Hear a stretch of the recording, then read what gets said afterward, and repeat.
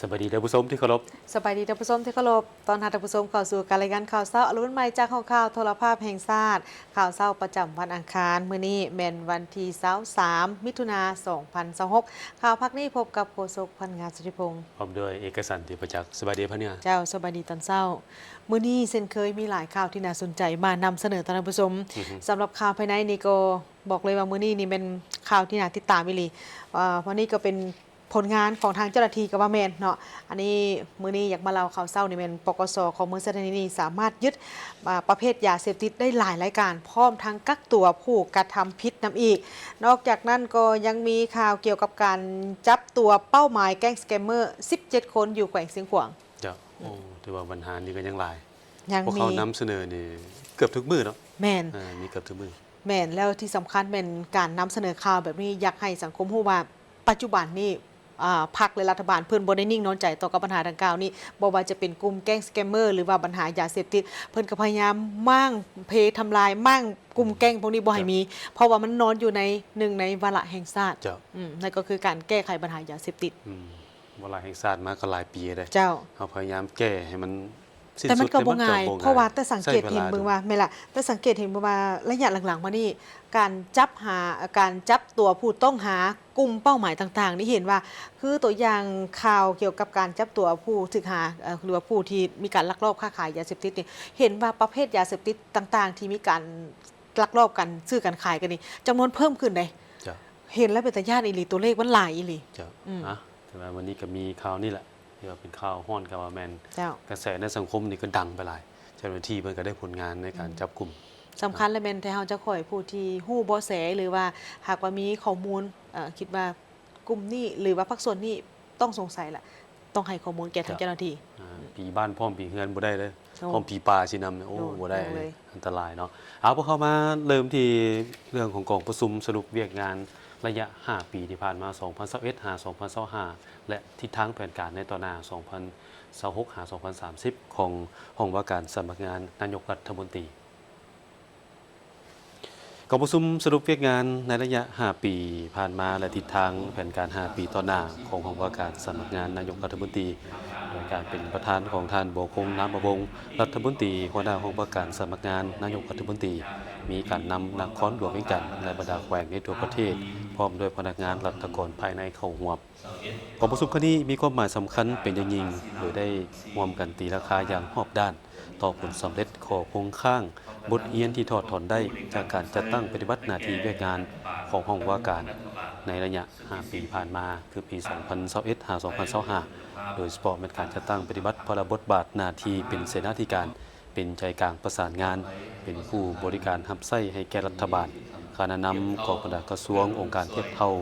การนำของนครหลวงเวียงจันทร์และบรรดาแขวงเพื่อสืบต่อยกคุณภาพของเวียกงานให้นับมือสูงขึ้น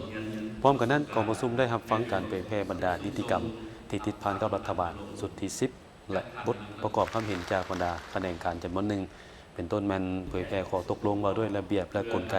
การเฮ็ดเวียกของรัฐบาลสุดที่10ฉบับเลขที่29/นยลงวันที่20เมษายน2026ขอตกลงว่าด้วยการแบ่งเวียกระหว่างนายกรัฐมนตรีและรองนายกรัฐมนตรีฉบับเลขที่28/นยลงวันที่20เมษายน2026ขอตกลงแบ่งความรับผิดชอบให้กระทรวงองค์การรัฐเทียบเท่ากระทรวงลงช่วยเวียกนครหลวงเวียงจันทร์และบรรดาแขวงทั่วประเทศฉบับเลขที่27/นยลงวันที่20เมษายน2026ห่างแบบฟอร์มโครงห่างระเบียบการและกลไกการเฮ็ดเวียกของบรรดาแขนงการคณะกรรมการปกครองนครหลวงเวียงจันทร์และแขวงห่างแบบฟอร์มโครงห่างบทรายงานสภาพพ้นเด่นประจำเดือนของบรรดาแขนงการและท้องถิ่นเวียกงานประสานงานเพื่อการเก็บให้แก่กองประชุมกบคณะบริหารงานศูนย์กลางพรรคและกองประชุมกรมการเมืองศูนย์กลางพรรครวมกับคณะเลขาธิการศูนย์กลางพรรคเวียกงานประสานงานเพื่อการเก็บให้แก่กองประชุมสภาแห่งชาติกองประชุมคณะประจำสภาแห่งชาติและกองประชุมร่วมระหว่างคณะประจำสภาแห่งชาติกับคณะรัฐบาลการเป็นเสนาธิการและประสานงานในการแก้เก็บให้แก่การนำขั้นสูงของเราไปเคลื่อนไหวเฮ็ดเวียกอยู่ต่างประเทศและการต้อนรับการนำขั้นสูงต่างประเทศพร้อมกันนี้ก็เป็นเสนาธิการและประสานงานในการสร้างแผนพัฒนาเศรษฐกิจสังคมและแผนการลงทุนของรัฐการประสานงานในการแก้ไขปัญหาเข่งห้อนที่เกิดขึ้นภายในแขวง การเป็นเสนาธิการและประสานงานในเวียกงานก่อสร้างหากฐานการเมืองเป็นเสนาธิการและประสานงานในการปฏิบัติดำรัส 414 ทับลบเกี่ยวกับนโยบายพัฒนาเวียกงานพัฒนาเศรษฐกิจสังคมของแขวงการเป็นเสนาธิการและประสานงานเวียกงานในการแก้ไขความบ่เป็นระเบียบเรียบร้อยในตัวเมืองการเป็นเสนาธิการและประสานงานเวียกงานในการจราจรและแก้ไขเอกสารภายในแขวงและเวียกงานพิธีการพร้อมด้วยการบริการรับแขกในเวลาการนำคันสูงลงเยี่ยมยามแขวงนอกนั้นของประชุมยังได้รับฟังการนำเสนอบทเรียนประสบการณ์และความชำนาญในการจัดตั้งปฏิบัติเวียกงานห้องว่าการจากอดีตการนำคันสูงซึ่งในตอนท้ายของการดำเนินของประชุมครั้งนี้ได้รับฟังการโอ้ลมและหายทิศชี้นำจากทางสอนไซศรีพันดอนนายกรัฐมนตรีเพื่อเป็นเข็มทิศยังทางให้แก่การจัดตั้งปฏิบัติเวียกงานห้องว่าการโดยเฉพาะการเป็นเสนาธิการประสานงานและบริการรับใช้การนำให้มีประสิทธิภาพและประสิทธิผลสูงกองกายศิลป์แห่งชาติได้มีการจัดการแสดงกายศิลป์เนื่องในโอกาสของการเฉลิมฉลองวันสร้างตั้งกองกายศิลป์แห่งชาติครบรอบ60 ปี20มิถุนายน2026โดยกองกายศิลป์นี้ได้มีการประกอบส่วนอย่างตั้งหน้าเข้าในการปลูกฝังวัฒนธรรมที่มีลักษณะชาติลักษณะก้าวหน้าและมหาชนการเฉลิมฉลองวันสร้างตั้งกองกายศิลป์แห่งชาติครบรอบ60 ปีให้เกียรติกล่าวไขพิธีแสดงกายศิลป์เพื่อเฉลิมฉลองวันสร้างตั้งกองกายศิลป์แห่งชาติครบรอบ60 ปีโดยท่านนางสวนสวรรค์วิญญาเกตรัฐมนตรีกระทรวงวัฒนธรรมและการท่องเที่ยวมีทานวันศรีกัวมัวรองหัวหน้าคณะโฆษณาหมศูนย์กลางภาคอดีตการนำภาครัฐบรรดาทานผู้ต่างหน้าจากทูตานุทูตบรรดาทานภรรยาการนำพนักงานอาวุโสบำนาญอดีตนักแสดงกองกายศิลป์แห่งชาติตลอดฮอดพนักงานครูฝึกเข้าร่วมนางวอนวิไลรัฐฟ้าสว่างผู้อำนวยการกองกายศิลป์แห่งชาติกระทรวงวัฒนธรรมและการท่องเที่ยวกล่าวว่าการกำเนิดเกิดขึ้นของกองกายศิลป์ศูนย์กลางเป็นขีดหมายหนึ่งที่บ่งบอกถึงแนวทางการเมืองอันฉลาดส่องใสของพรรคประชาชนลาวในเมื่อก่อนก็คือพรรคประชาชนปฏิวัติลาวในปัจจุบันและศูนย์กลางแนวลาวหักชาติกองกายศิลป์ได้ประกอบส่วนอย่างตั้งหน้าในการปลูกฝังวัฒนธรรมที่มีลักษณะชาติลักษณะก้าวหน้าและมหาชนเป็นพาหนะที่ตีเข้าทางด้านแนวคิดจิตใจของคนให้มีความหักเสื้อแพงชาติมีความเอกอ้างทะนงใจในความเป็นวงศาคณาญาติแห่งชาติลาวของประชาชนลาวบรรดาเผ่ามีความหักแพงกันสามัคคีช่วยเหลือกันพร้อมกันสร้างสรรค์พัฒนาประเทศชาติให้หั่งมีเข้มแข็งพร้อมกันสร้างอยู่ทำกินให้อิ่มหนำสำราญในความสงบสุขร่มเย็นนักกายศิลป์ทุกหุ่นได้พิสูจน์ตนเองในฐานะนักรบวัฒนธรรมที่พิละอาจหาญมีความคิดประดิษฐ์สร้างที่ล้ำเลิศมีผลงานที่หลวงหลายและดีเด่นเป็นที่ยอมรับของประชาชนในชาติและในสากลมาฮอดปัจจุบันนี้เนาะก็60 ปีก็คือ6ทศวรรษเนาะก็ถือว่าผลงานของกองกายศิลป์แห่งชาติของพวกเฮาก็มีหลากหลายผลเด่นที่สุดเนาะนับตั้งแต่ระยะต่อสู่กุศลจนมาฮอดปัจจุบันก็คือระยะปกปักรักษาและสร้างสรรค์พัฒนาประเทศชาติพวกเฮาก็สามารถมีผลงานอันเด่นเป็นต้นเป็นพวกเฮาก็มีได้รับเหรียญไซอิสระชั้น1ชั้น2เหรียญไซแรงงานชั้น1ชั้น2แล้วก็ใบเหรียญกาแล้วก็ใบย่องๆจำนวนหลวงหลายเนาะได้มาฮอดณปัจจุบันนี้ก็คือว่าในระยะปกปักรักษาและศึกษาพัฒนาประเทศชาตินี้ก็เป็นแสดงรับไส้มวลชนแสดงรับไส้อยู่แต่ละเขตแขวงก็ถือแต่ว่าได้รับความนิยมชมชอบจากท่านผู้ชมอย่างหลวงหลายเจ้าพวกเฮากาเกียมก็ถือว่ากาเกียมมาตั้งแต่ต้นปีพุ่นแหละเนาะกันทุกอันแต่การพวกเฮาก็ได้เริ่มแสดงมาแต่วันที่18 19แล้วก็มื้อนี้พวกเฮาก็ฉลองใหญ่ก็คือวันที่20ครบรอบ60 ปีนี้ก็มีรายการ12รายการด้วยกันเจ้าฝากหามวลชนทุกท่านเนาะก็ช่วยสนับสนุนลูกหลานกายศิลป์ของพวกเขาสวยมาเบิ่งมาเชียร์อะไรก็มาให้กำลังใจนะอันนี้ก็เป็นอ้อมอกอ้อมใจของบรรดาทานก็คือความดีใจของพวกเขาเจ้า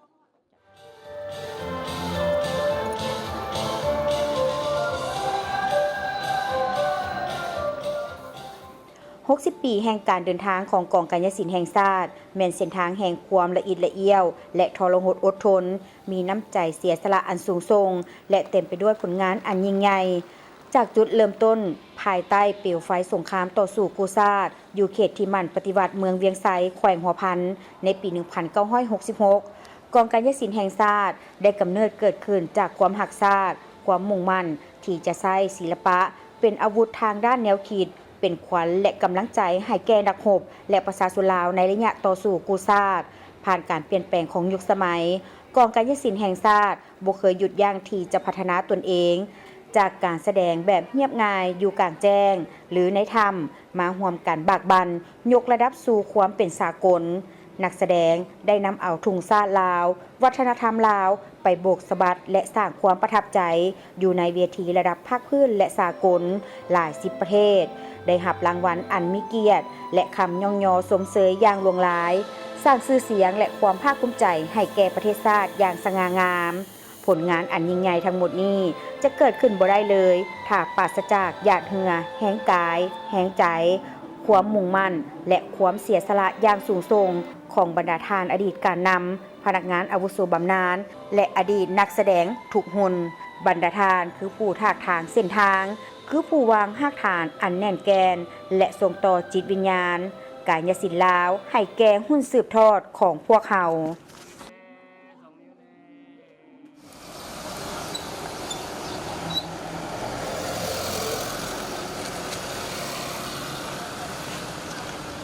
กองประชุมเปิดกว้างทาบทามความเห็นต่อการปรับปรุงเนื้อในกฎหมายว่าด้วยแห่ธาตุข้างวันที่22และวันที่23มิถุนายนนี้เพื่อปรึกษาหารือและเป็นพื้นฐานสำคัญต่อการปรับปรุงเนื้อในห่างกฎหมายว่าด้วยแห่ธาตุกองประชุมภายใต้การเป็นประธานของท่านจันทร์แสวงบุญยงรองรัฐมนตรีกระทรวงอุตสาหกรรมและการค้ามีประธานรองประธานสภาประชาชนนครหลวงแขวงบรรดาท่านหัวหน้าโครงการหัวหน้ากรมรองหัวหน้ากรมบรรดากระทรวงและภาคส่วนเกี่ยวข้องท่านจันทร์แสวงบุญยงกล่าวว่ากองประชุมเปิดกว้างทาบทามความเห็นต่อการปรับปรุงเนื้อในกฎหมายว่าด้วยแห่ธาตุฉบับเลขที่31/สปสลงวันที่3พฤศจิกายน2017เป็นพื้นฐานสำคัญต่อการปรับปรุงเนื้อในทางกฎหมายว่าด้วยแห่ธาตุมีเนื้อในครบถ้วนมีลักษณะกลมรวมและสามารถจัดตั้งปฏิบัติได้อย่างปรากฏผลเป็นจริงแขนง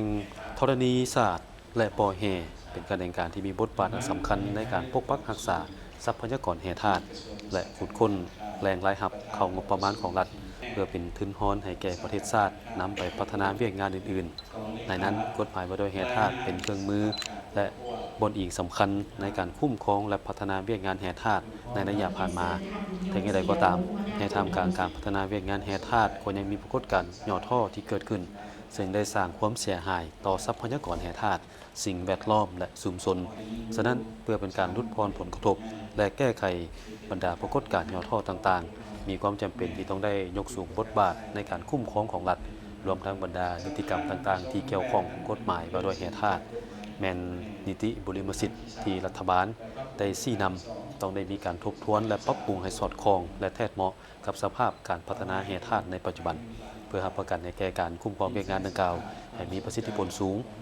กระทรวงอุตสาหกรรมและการค้าเป็นเจ้าการสมทบกับบรรดาคณะการที่เกี่ยวข้องดำเนินการค้นคว้าและปรับปรุงกฎหมายว่าด้วยแห่ธาตุจนสำเร็จขั้นพื้นฐานซึ่งรายละเอียดคณะรับผิดชอบได้รายงานให้บรรดาทานได้รับทราบในวาระต่อไปฉะนั้นเพื่อให้การปรับปรุงดังกล่าวมีเนื้อในครบถ้วนมีลักษณะกลมรวมและสามารถจะตั้งปฏิบัติได้อย่างปรากฏผลเป็นจริงกระทรวงอุตสาหกรรมและการค้าจึงได้เชิญบรรดาทานมาปรึกษาหารือและการแลกเปลี่ยนบทเรียนต่อในการปรับปรุงกฎหมายว่าด้วยแห่ธาตุในเช่นนี้ดังนั้นเพื่อให้ของประชุมครั้งนี้ดำเนินไปอย่างมีประสิทธิผลและบรรลุตามจุดประสงค์ระดับคาดหมายที่วางไว้ทานก็ได้เรียกร้องให้บรรดาทานที่เข้าร่วมของประชุมทุกทานจงพร้อมกันสุมสติปัญญาค้นคว้าและประกอบความคิดความเห็นมีเหตุและผลและมีความรับผิดชอบสูงส่องแสงให้เห็นพฤติกรรมและปรากฏการณ์ตัวจริงที่เกิดขึ้นในแต่ละกลุ่มเขตซึ่งบรรดาความคิดเห็นของผู้เข้าร่วมของประชุมจะเป็นประโยชน์อย่างยิ่งให้แก่คณะรับผิดชอบได้นำมาพิจารณาและเป็นพื้นฐานในการปรับปรุงเนื้อในกฎหมายว่าด้วยแห่ธาตุในบาท9ต่อไปได้มีพิธีลงนามบทบันทึกความเข้าใจเกี่ยวกับการศึกษาสำรวจความเป็นไปได้ในการร่วมมือกันจัดตั้งปฏิบัติโครงการสินเชื่อกักบอนโดยวิธีการปลูกข้าวแบบประหยัดน้ำระหว่างกรมปลูกฝังกระทรวงเกษตรกรรมและสิ่งแวดล้อมและบริษัทอีกูไบออนจำกัดพร้อมทั้งจะศึกษากลไกการวัดแทกและการประเมินผลการลดพรอ้ายพิษเหือนแก้วเพื่อเป็นการพัฒนาเป็นสินเชื่อกักบอนสร้างรายรับให้แก่บรรดาชาวเกษตรกร การลงนามบทบันทึกความเข้าใจเกี่ยวกับการศึกษาสำรวจความเป็นไปได้ในการร่วมมือจัดตั้งปฏิบัติโครงการสินเชื่อกักบอนด้วยวิธีปลูกข้าวแบบประหยัดน้ำ AWD ระหว่างกรมปลูกฝังกระทรวงเกษตรกรรมและสิ่งแวดล้อมและบริษัท Eco Beyond จำกัดจัดขึ้นในวันที่ 19 มิถุนายน 2026 ที่นครหลวงจันทร์ร่วมลงนามโดยทานบุญจันทร์กรมบุญญสิทธิ์หัวหน้ากรมปลูกฝังทานนางท้องจันทร์อัคคมเขตหัวหน้าห้องการกระทรวงเกษตรกรรมและสิ่งแวดล้อมทานโอจองฮยอกประธานบริษัท Eco Beyond จำกัดทานนางกนิกาศรีเจริญประธานบริษัท JNC มั่นใจคอนซัลติ้งจำกัดเข้าร่วมของทานนางจันทครบัวละพันธ์รองรัฐมนตรีกระทรวงเกษตรกรรมและสิ่งแวดล้อมพร้อมภาคส่วนเกี่ยวข้อง2ฝ่ายท่านบุญซูสุดมาลีรองหัวหน้ากรมปลูกฝังกล่าวว่าโครงการนี้มีเป้าหมายส่งเสริมการผลิตเกษตรกรรมที่เป็นมิตรต่อสิ่งแวดล้อมโดยการนำใช้เทคนิควิธีปลูกข้าวแบบประหยัดน้ำ AWD เพื่อลดพรการนำใช้น้ำลดการปล่อยอายแก๊สมีธานลดต้นทุนและเพิ่มผลผลิตพร้อมนั้นจะศึกษากลไกการวัดแทกและประเมินผลการลดการปล่อยอายพิษเหือนแก้วเพื่อพัฒนาเป็นสินเชื่อกากบอนสร้างรายรับเพิ่มให้แก่ชาวเกษตรกรและส่งเสริมการพัฒนาเกษตรกรรมสีเขียวของประเทศอย่างยืนยงและสร้างความเข้มแข็งให้แก่ชุมชน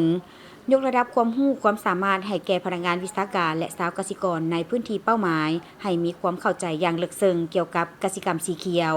โอกาสนี้ทานบุญจันทร์กรมบุญญสิทธิ์หัวหน้ากรมปลูกฝังกระทรวงเกษตรกรรมและสิ่งแวดล้อมได้ให้สัมภาษณ์ว่า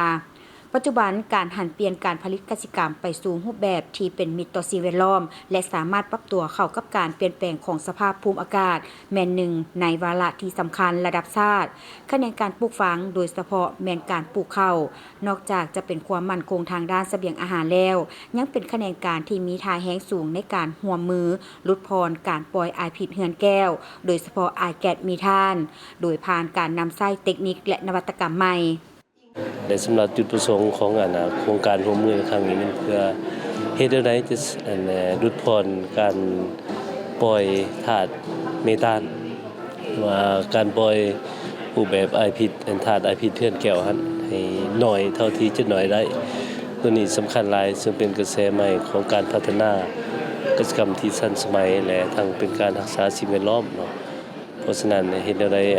โดยการสินำอย่างใกล้ชิดจากคณะนำกระทรวงเกษตรและสิ่งแวดล้อมของเฮาเฮ็ดให้การผลิตเขาค้ำประกันเสบียงอาหารและติดพันกับผลิตสินค้านี่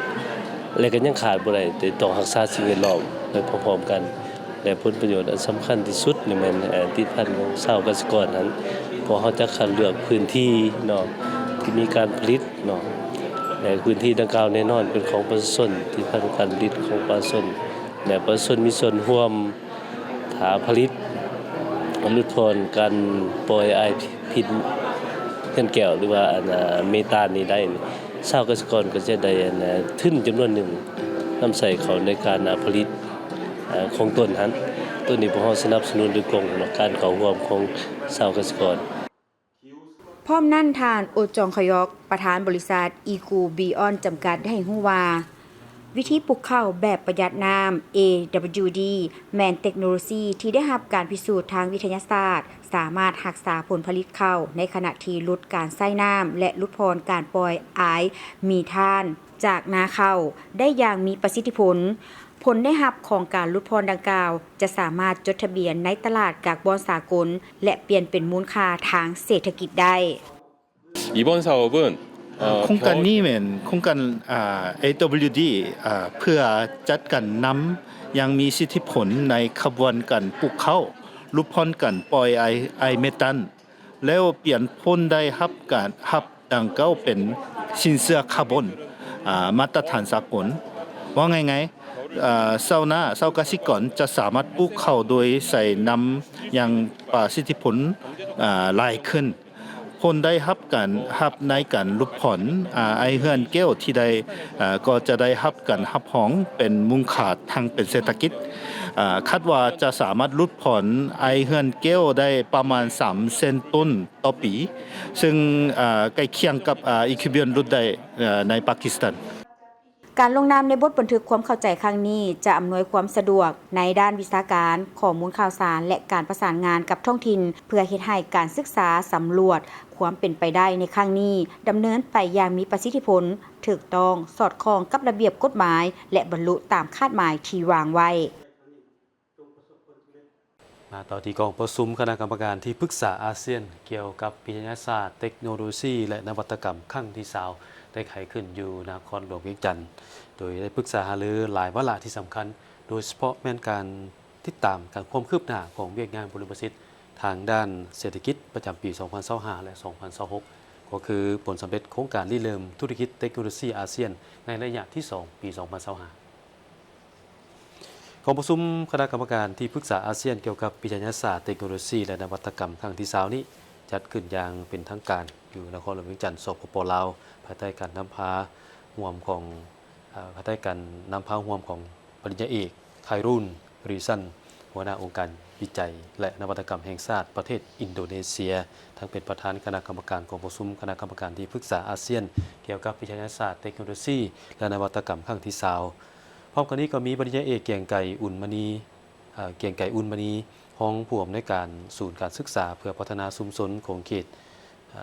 ตะวันออกเฉียงใต้หรือซีเมลกระทรวงศึกษาธิการและกีฬาสาธารณรัฐประชาธิปไตยประชาชนลาวมีผู้ต่างหน้าจากบรรดาประเทศสมาชิกอาเซียนและภาคเอกชนเข้าร่วม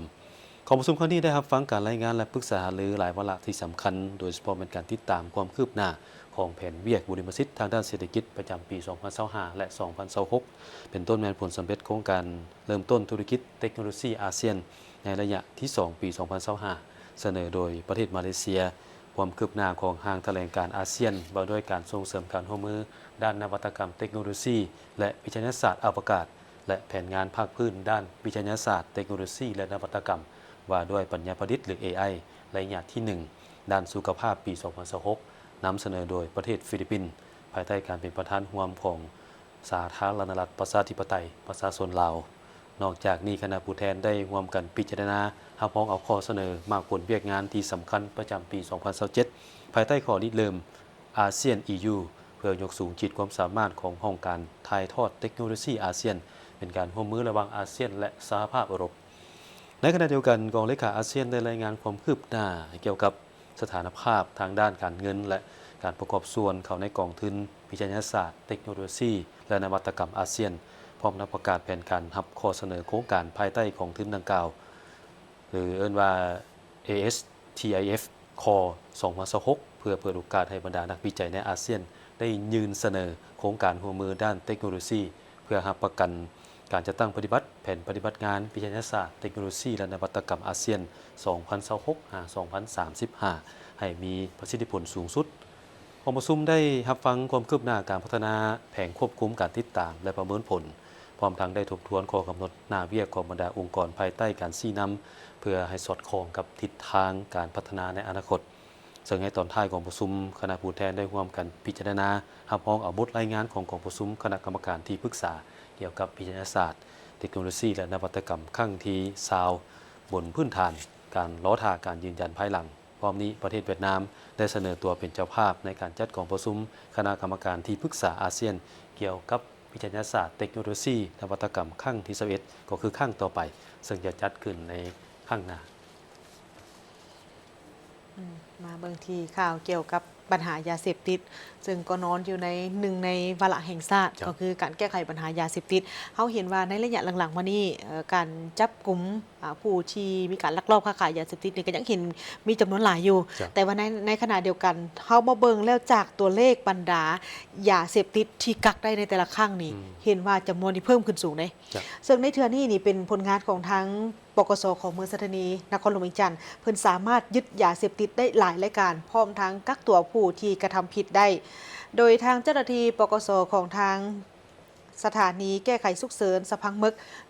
1191กองบัญชาการปกสเมืองสัตนีนครหลวงเวียงจันทร์สามารถยึดยาเสพติดได้เป็นประเภทยาบ้าจำนวน10,478,000 เม็ดและประเภทเฮโรอีนนี่มีถึง 6.5 กิโลกรัมยาไอ 1,235 กิโลกรัมบ่ธรรมดาเลยท่านผู้ชมได้ยินตัวเลขแล้วไปเทียบใส่กฎหมายไหม ว่าสินักสำใด โอ้ก็สิคันสิใช้คำว่าคันว่าเอ่อถึงขั้นว่าคันโทษนักเนาะ เขานักหลายคนที่ขึ้นเปิดเครื่องประหารชีวิตบ่หรือว่า มันกาย ติดคุกจักปี กาย ตลอด เลย ชีวิตบ่ เนาะ และการกวดแล้วก็การยึดยาบ้ายาเฮโรอีนยาไอในเทื่อนี้นี่นอกจากนั้นนอกจากได้บรรดายาเสพติดแล้วก็ยังมีรถยังมีเงินกักตัวผู้ที่กระทำผิดอีกหลายคนและอื่นๆอีก อันนี้เป็นเวลา 2 โมงของวันที่ 6 มิถุนายน 2026 ที่ผ่านมานี้ทั้งเจ้าหน้าที่ปกสสถานีแก้ไขฉุกเฉินสัพพังมึก 1191 กองบัญชาการปกสเมืองสถานีได้เคลื่อนไหวติดตามเป้าหมายขนส่งยาเสพติด ตกมาฮอดเวลา 5 โมงได้พบเห็นรถใหญ่ที่มีท่าทีเอิ้นว่ามีพิรุธแหละ2คันเนาะในนี้เป็นประเภทรถใหญ่รถจิปยี่ห้อโตโยต้ารุ่นเล็กซัสสีขาว หมายเลขทะเบียนแมนกข9111นะนครหลวงเวียงจันทน์และรถกระบะยี่ห้อโตโยต้ารุ่นลีโวสีขาว หมายเลขทะเบียนแมนกข0163คำมวลทางเจ้าหน้าที่จึงได้เข้าไปแสดงตัวเพื่อขอกวดค้น และก็สามารถกักตัวผู้ถึกหาได้ในมื้อนั้นใน2คนอันนี้เป็นน่าจะเป็นเจ้าของรถทั้ง2คันนี่แหละเนาะก็คือเท่าสมหมายกัญญาอายุ 38 ปี อาชีพกรรมกร เกิดอยู่บ้านลาดหารเมืองงาแขวงอุดมไซปัจจุบันนี้พักเซาอยู่บ้านสีไข่ทงเมืองสีโคตะบอกนครหลวงเวียงจันทน์ผู้ที่2ก็คือเท่าบุญหลายกิ่งประเสริฐหรือว่าซื่อแหลมอายุ 40 ปี เกิดอยู่บ้านพองพองเมืองอุทุมพรแขวงจำปาสักปัจจุบันนี้เมนอยู่บ้านไซมุกุลเมืองนาไซทองนครหลวงเวียงจันทน์กวดค้นรถพบยาประเภทยาเสพติดก็คือประเภทยาบ้าจำนวน7 เป่าโอ้เบิ่งจากรูปนี่ก็พอเฮงเนาะ7 เป่ามี 1,400 มัดเท่ากับ2,800,000 เม็ดแล้วก็ส่งตัวให้กับทางเจ้าหน้าที่ก็คือหน่วยงานสกัดกั้นต้านยาเสพติดของเมืองสถานีพร้อมทั้งสอบสวนเพื่อขยายผลในวันเดียวกันนั้นทางเจ้าหน้าที่เองก็ได้ลงไปกวดแก้ก็คือการลงไปแก้ไขเป้าหมายอยู่ 3 จุดด้วยกันจุดที่1นี่ได้มีการสมทบกับทางเจ้าหน้าที่ของปกสกลุ่มดงบังและการจัดตั้งของทางบ้านโพนต้องเมืองสถานีนครหลวงเวียงจันทน์สามารถกักตัวผู้ถูกสงสัยได้3คนเป็นหญิงเป็น2คนพร้อมกับประเภทยาเสพติดก็คือประเภทยาบ้าจำนวน 6,478,000 เม็ดยาไอ 1,235 กิโลกรัมเฮโรอีน 6.5 กิโลกรัมและเงินจำนวน 22,300,000 กีบพร้อมกับ100 บาทและจุดที่2ที่มีการค้นพบก็คือจุดที่2นี้ได้มีการสมทบกับทางแผนกเสพติดปกสนครหลวงเวียงจันทน์กลุ่มสาราคำและการจัดตั้งของบ้านหาดไซขาวเมืองหาดไซฟองนครหลวงเวียงจันทน์ค้นเฮือนได้มีการลงไปกวดค้นเฮือนพบรถใหญ่1คันและก็รถจักร6คันจุดที่3เมนสมทบกับทางเจ้าหน้าที่ปกสกลุ่มสีเกิดและการจัดตั้งของเมืองของทางบ้านไซมุคุนเมืองนาไซทองกวดค้นเฮือนพบเห็นประเภทยาบ้า 1,200,000 เม็ดรถจักร1คันและเงินอีกจำนวน3 ล้านกีบผ่านการลงไปแก้ไขเป้าหมายขนส่งยาเสพติดในครั้งนี้สามารถกักตัวผู้ถึงหาได้ทั้งหมดแมน5 คนเป็นหญิง2 คนพร้อมกับเครื่องติดตัวและเครื่องของกลางเป็นประเภทยาเสพติดประเภทยาบ้า 10,478,000 เม็ดเฮโรอีน 6.5 กิโลกรัมยาไอ 1,235 กิโลกรัมรถใหญ่3 คันรถจักร7 คันเงินจำนวน25,300,000 กีบพร้อมกับโทรศัพท์อีก6 หน่วยคดีดังกล่าวนี้อยู่ในขั้นตอนของการสืบสวนสอบสวนของทางเจ้าหน้าที่วิสาเฉพาะเพื่อขยายผลหากลุ่มแก๊งและผู้ร่วมขบวนการมาลงโทษตามขั้นตอนของกฎหมายอย่างเข้มงวด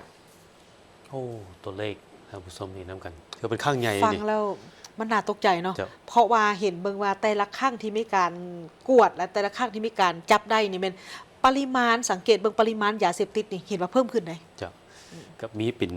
บามาเป็นเดือนเนี่ยส่วนหลายจะมาทั้งเนื้อหลาย แม่น ถ้าคนหลวงเขานี่โดนๆมีข่าวตัวหนึงส่วนหลายจะเป็นเล็กๆน้อยๆแต่อันนี้มันล็อตใหญ่เลย เนาะ โอ้ ถ้าเล็ดรอดไปได้นี่ โบแน่ใจเลย ครั ว่า บ มันจะสร้างความเสียหายหลายสำใด ครับ ที่สำคัญและแม่นเฮาเห็นเลยว่าปัญหายาเสพติดนี้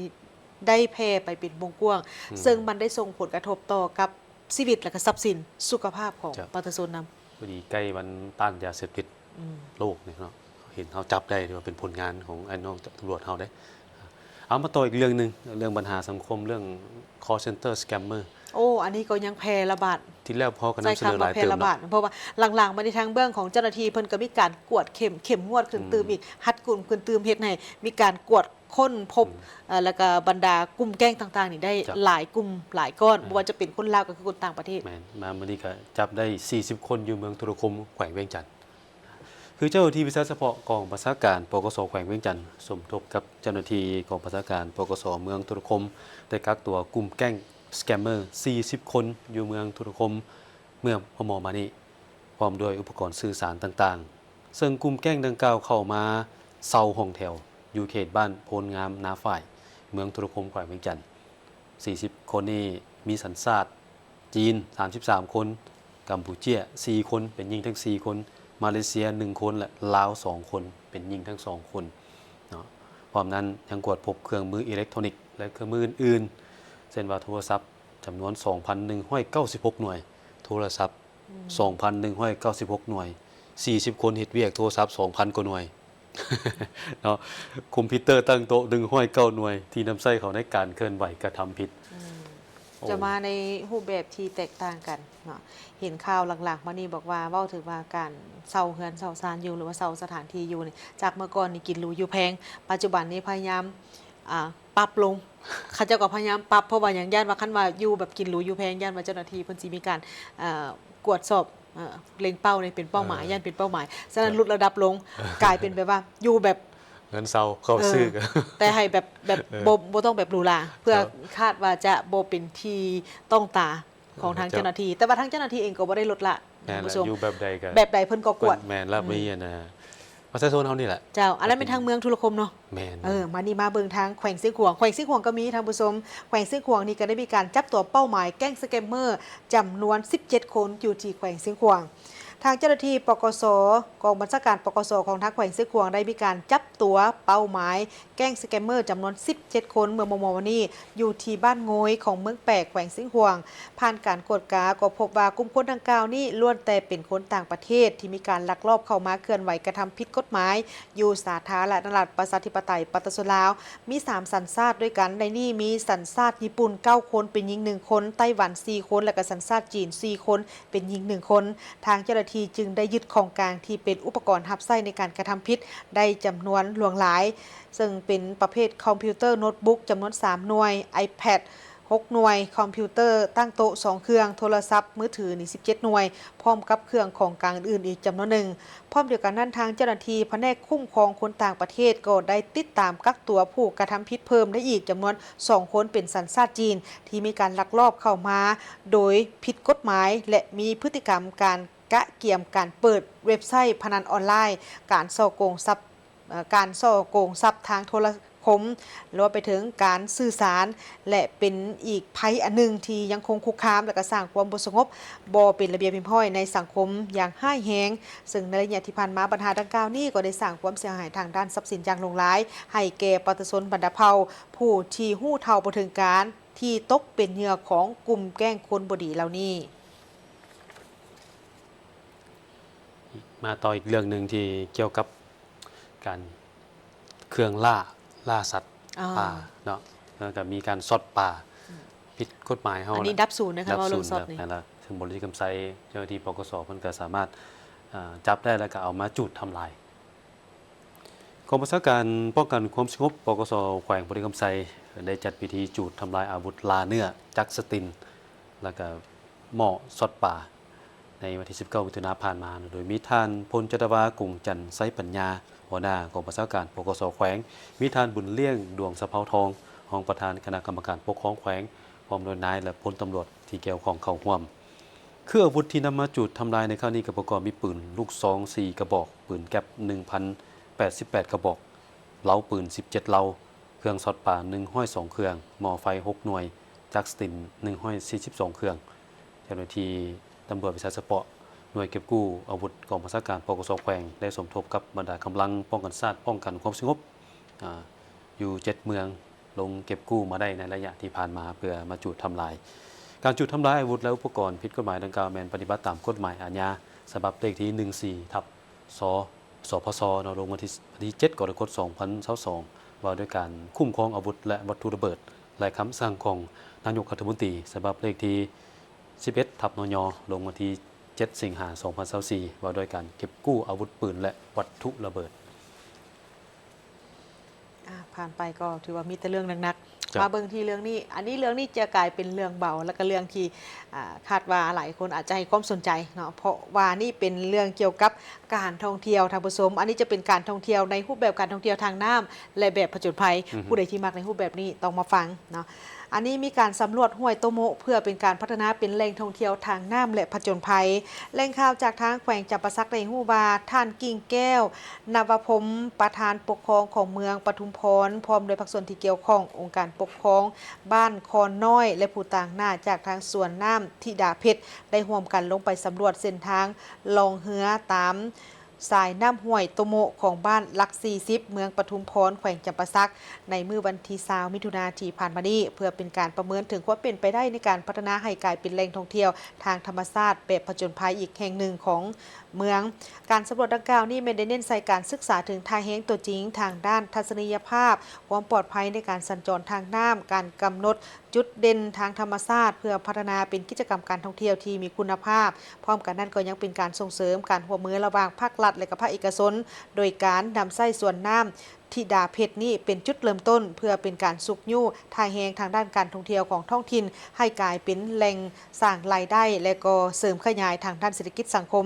ท่านกิ่งแก้วเพิ่นยังให้ฮู้ตื่นอีกว่าเมืองปทุมพรนี่มีทายแหงทางด้านการท่องเที่ยวทางธรรมชาติที่อุดมสมบูรณ์ซึ่งห้วยโตโมนี่ก็เป็นพื้นที่ที่มีความโดดเด่นมีทิวทัศน์ที่สวยงามมีบรรยากาศที่สงบร่มเย็นเหมาะสมเป็นอย่างยิ่งในการพัฒนาเป็นเส้นทางล่องเรือท่องเที่ยวเพื่อเป็นการดึงดูดนักท่องเที่ยวทางภายในและต่างประเทศการพัฒนานี้จะดำเนินไปอย่างยืนยงโดยถือเอาการอนุรักษ์สิ่งแวดล้อมในการรักษาห้องหอยประวัติศาสตร์วัฒนธรรมเป็นสำคัญสำหรับเส้นทางของการลงสำรวจในครั้งนี้มีระยะทางแม่นประมาณ7 กิโลเมตรเริ่มจาก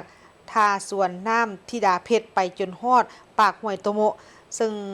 ที่ไหลผ่านเข้าสู่แม่น้ำของบ้านโตโมะทาตลอดเส้นทางนี้จะมีจุดที่น่าสนใจทางประวัติศาสตร์เช่นว่าจุดหินซิลที่มีประวัติการเล่าขานเกี่ยวกับการสกัดหินไปก่อสร้างเป็นวัดภูจำปาสักและคันไดมาซึ่งเป็นคันไดหินโบราณที่เสื่อมต่อจากวัดภู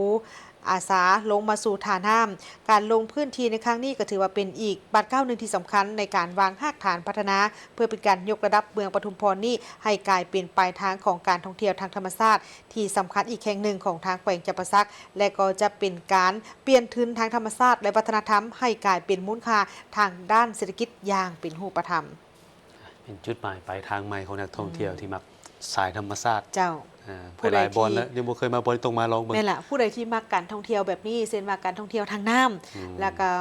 ผสมผสานกับในรูปแบบการท่องเที่ยวแบบผจญภัยต้องไปให้ได้อันนี้แหละการท่องเที่ยวที่เพิ่นจะพยายามพัฒนาในจุดนี้ให้เป็นแหล่งท่องเที่ยวให้ได้นี่ยืนยงสั่งระหับที่ยืนยงได้เนาะเอามาข่าวท่องเที่ยวอีกจำนวนหนึ่งที่น่าสนใจได้มีพิธีมอบไปยั่งยืนหน่วยพักปลอดใสเข้มแข็งนักแน่นของสหพันธ์แม่หญิงแขวงเส้นขวางประจำปี 2025สหายนางเฮืองเลียใส่บือว่างห้องเลขาหน่วยพักสหพันธ์แม่หญิงแขวงได้ขึ้นผ่านที่ทางแผนการสร้างหน่วยพักปลอดใสเข้มแข็งหนักแน่นประจำปี 2026 ในต่อหน้าซึ่งคณะหน่วยพักจะได้เอาใจใส่ศึกษาอบรมการเมืองนำพาแนวคิดให้แก่สมาชิกพรรคพนักงานรัฐกรให้เป็นปกติเอาใจใส่จัดตั้งผันขยายมติคำสั่งและกฎระเบียบของพรรคอย่างเข้มงวดสามารถแสดงให้เห็นถึงความเป็นแบบอย่างนำหน้าในทุกโครงเขตเวียกงานเพื่อญาติได้นำมายศเป็นหน่วยพักปลอดใสเข้มแข็งหนักแน่นประจำปี 2026 จากนั้นก็ได้มีพิธีมอบหับไปยั่งยืนหน่วยพักปลอดใสเข้มแข็งหนักแน่นประจำปี 2025 อย่างสมเกียรติโดยแม่นสหายหงคำพิมพ์สารคณะประจำพรรคแขวงรองประธานคณะกรรมการปกครองแขวงเป็นเกียรติขึ้นมอบให้แก่สหายเลขาหน่วยพักสหพันธ์แม่หญิงแขวงพร้อมด้วยคณะท่ามกลางบรรยากาศอันฟุดฟื้นโอกาสดังกล่าวยังได้ผ่านใบอนุมัติของคณะประจำพรรคแขวงในการเลื่อนสมาชิกพรรค3 ห้องขึ้นสมบูรณ์2 สหายเติมอีก ในตอนท้ายพิธีสหายประธานในพิธีก็ได้ให้เกียรติโอลมและเน้นหนักให้คณะหน่วยพักพร้อมด้วยสมาชิกทั้งหมดภายในหน่วยพักสหพันธ์แม่หญิงแขวงจงพร้อมกันตั้งหน้ารักษามูลเสื้อและมาตรฐานหน่วยพักปลอดใสเข้มแข็งหนักแน่นนี้ไว้ให้มั่นคงตั้งหน้าฝึกฝนล่อหลอมตนเองในทุกด้านเพิ่มทวีความสามัคคีภายในให้เป็นปึกเพนและสืบต่อชี้นำพาองค์การจัดตั้งมหาชนก็คือเวียกงานวิสาเฉพาะให้มีผลสำเร็จใหม่ใหญ่หลวงกว่าเก่าเพื่อต้อนรับกองประชุมใหญ่ของหน่วยพักในต่อหน้าแขวงสัญบุรีได้เผยแพร่กฎหมายว่าด้วยประกันสังคมท่านนางแววมณีคำไพ่ห้องหัวหน้าองค์การประกันสังคมแห่งชาติได้ให้ฮู้ว่าเมื่อเว้าถึงนโยบายด้านสวัสดิการสังคมแล้วเมื่อก่อนแม่นมีเพียงแต่พนักงานรัฐกรที่เข้าเฮ็ดเวียกอยู่นำกันจัดตั้งรัฐเท่านั้นจึงมีสิทธิ์จะได้รับสวัสดิการต่างๆส่วนพนักงานกรรมกรตามบรรดาหัวหน่วยวิสาหกิจหรือโรงจักรโรงงานแม่นได้รับแต่นโยบายไปตามระเบียบการของรัฐวิสาหกิจเพื่อเราซึ่งบ่ได้จัดตั้งแบบเป็นเอกภาพและก็ทั้งเป็นการยุ่งยากในการคุ้มครองกวดกาบางวิสาหกิจก็มีแต่เบิกจ่ายเงินเดือนเท่านั้นเมื่อเวลาเจ็บไข้ได้ป่วยต้องได้รับผิดชอบค่าใช้จ่ายในการปิ่นปัวต่างๆโดยตนเอง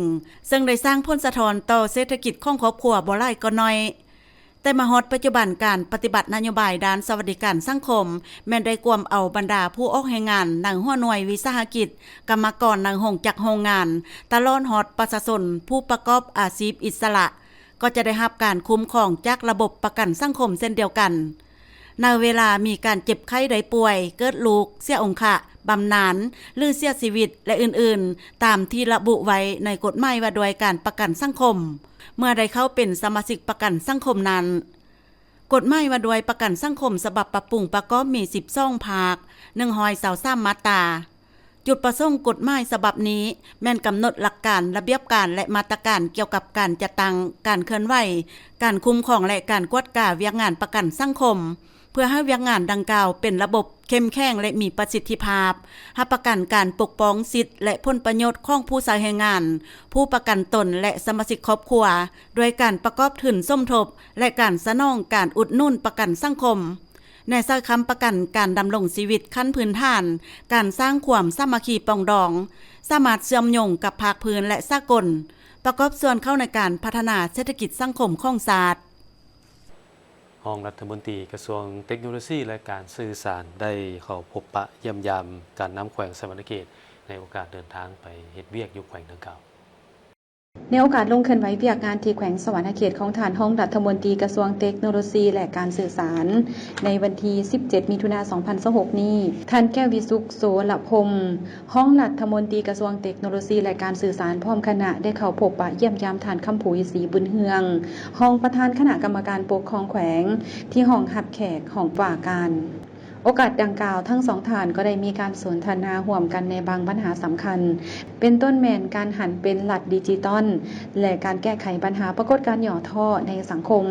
เฉพาะแมนพวกแก๊งสแกมเมอร์ที่หลอกลวงทางออนไลน์ซึ่งปัจจุบันได้เกิดขึ้นอย่างหลวงหลายในขอบเขตทั่วประเทศก็คือในแขวงสวรรณเขตและมีหลายรูปแบบอันได้สร้างความเสียหายต่อทรัพย์สินของประชาชนบรรดาเผ่าอย่างมหาศาล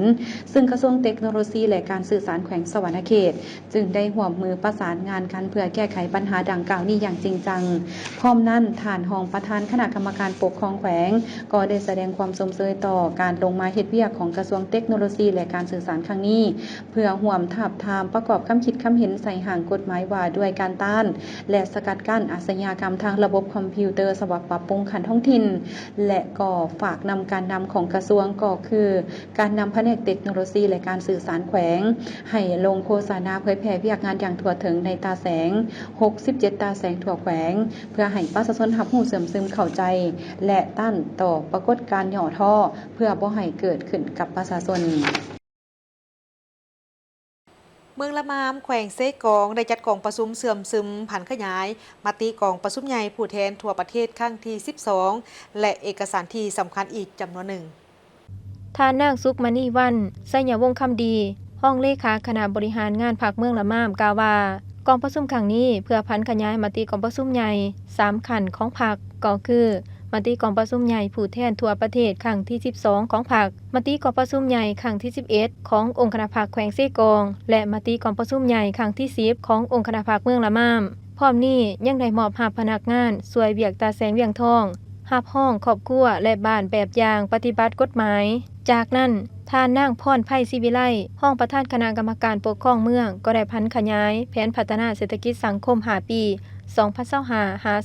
2029 และแผนเวียกจุดสุมของแต่ละโครงเขตของเมืองละม่ามเพื่อให้คณะภาคตาแสงคณะภาคหากฐานบ้านและพ่อแม่ประชาชนตาแสงเวียงทองได้เสื่อมซึมอย่างตัวถึงโอกาสดังกล่าวห้องเลขาคณะบริหารงานภาคเมืองละม่ามก็ได้มีคำเห็นโดยเน้นให้คณะภาคแต่ละคันเสื่อมซึมบรรดาเอกสารมติและทิศสีนำต่างๆเพื่อเผยแพร่ให้เลิกซึ่งโดยถือเป็นแนวทางเป็นบอนอิงในการตัดสินใจหันเปลี่ยนอย่างแข็งแรงเพื่อความอยู่ดีกินดีของพ่อแม่ประชาชนอันสำคัญต้องยกสูงบทบาทการนำพาทีเข้มแข็งของภาคตั้งหน้าสร้างเศรษฐกิจเอกราชเป็นเจ้าตนเองเพื่อพร้อมการพัฒนาครอบครัวประชาชนให้อยู่ดีกินดีแน่ใส่สร้างเมืองละม่ามให้กลายเป็นศูนย์กลางทางด้านการค้าการบริการสงบสะอาดสว่างสวยงามน่าเที่ยวน่าอยู่และก้าวสู่ความสีวิไลบรรดาแผนกสาธารณสุขของแขวงต่างๆ ตอนนี้ก็ได้ร่วมกันในการจัดงานเฉลิมฉลองวันแพทย์ลาวหรือว่าวันสาธารณสุขเนาะครบรอบ61 ปีท่านดร.นางลำพันธ์ไซคัมมี่ได้ยกให้เห็นขบวนการกำเนิดและเติบใหญ่ขยายตัวของวันแพทย์ลาวในแต่ละระยะติดพันกับกระบวนการต่อสู้กู้ชาติของลาวเฮาซึ่งผ่านมาพนักงานแพทย์หมอได้พร้อมกันเฮ็ดหน้าที่ของตนในการกวดและปิ่นปัวคนเจ็บในขบวนการปฏิบัติอันละอิดละเอียวด้วยความหักศาสตร์อันสูงส่งพนักงานแพทย์หมอได้ร่วมต่อสู้เคียงบ่าเคียงไหลกับพนักงานนักโหปฏิบัติเสียสละชีวิตเลือดเนื้อเพื่อประเทศชาติจนได้รับชัยชนะการเฉลิมฉลองวันแพทย์ลาวในครั้งนี้แน่ใส่ยกสูงความหมายความสำคัญของพนักงานแพทย์หมอและปลูกจิตสำนึกให้แก่พนักงานแพทย์หมอพนักงานสาธารณสุขหุ่นสืบทอดห้ำเฮียนเอาแบบอย่างอันดีงามของพนักงานแพทย์หมอเพื่อพร้อมการออกแห้งฝึกฝนหล่อล้อมสร้างตนเองให้กลายเป็นแพทย์หมอที่เพียบพร้อมไปด้วยจรรยาบรรณจรรยธรรมวิชาชีพและความชำนาญด้านวิชาเฉพาะปฏิบัติหน้าที่เวียกงานของตนด้วยความรับผิดชอบสูงตอนท้ายยังได้รับฟังการให้ติสีนำจากท่านนางศรีสง่าแก้วดวงดีห้องประธานคณะกรรมการปกครองแขวงเซกองซึ่งท่านได้มีคำเห็นเน้นหลายด้านเพื่อเป็นเข็ม4ทิศเนื่องทางให้แก่คณะภาคแผนกสาธารณสุขก็คือพนักงานแพทย์หมอนำไปพันขยายและจัดตั้งปฏิบัติให้มีผลสำเร็จตามที่กำหนดไว้ทั้งหมดนี้คือการรายงานข่าวเช้าอรุณใหม่จากห้องข่าวโทรภาพแห่งชาติขอบใจที่บรรทานให้เกียรติติดตามรับชมข่าวและพบกันได้ใหม่ในการรายงานข่าวภาคต่อไปส่วนข่าวเช้าในมื้อนี้โฆษกทั้งสองพร้อมกับทีมข่าวเช้าลาท่านผู้ชมไปก่อนสบายดี